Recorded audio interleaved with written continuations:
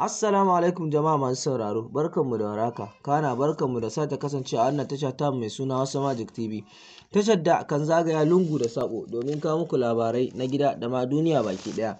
Sai dai kakka manta mai sauraro, ka danna mana alamar subscribe da ƙararrawar sanarwa domin ta hanyar haka ne kawai za mu samu ƙwarin gwiwa kawo maka shirye-shirye.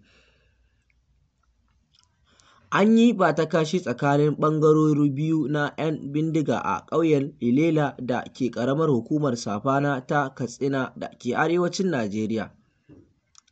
Lamarin ya yi sanadiyyar rasa rayuka da dama da jikkata wasu daga ciki.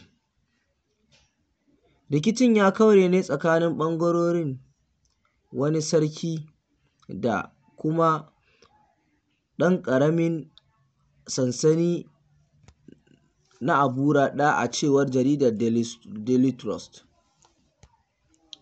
Majiyoyi sun shaida cewa rikicin ya biyo bayan nadama da sarkin ya yi da kuma amincewa afuwar gwamnati, lamarin da ya sa ake masa kallon barazana da tafka rikici a kansa a sansanonin da ke dazuzzukan a yankin.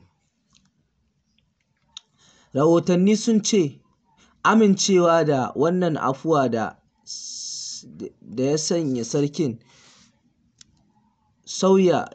sarkin sauya mazauni domin gudanar da sabuwar rayuwa, amma hakan ya tunzura wasu daga cikin magoya bayansa da kuma waɗanda yake jagoranta.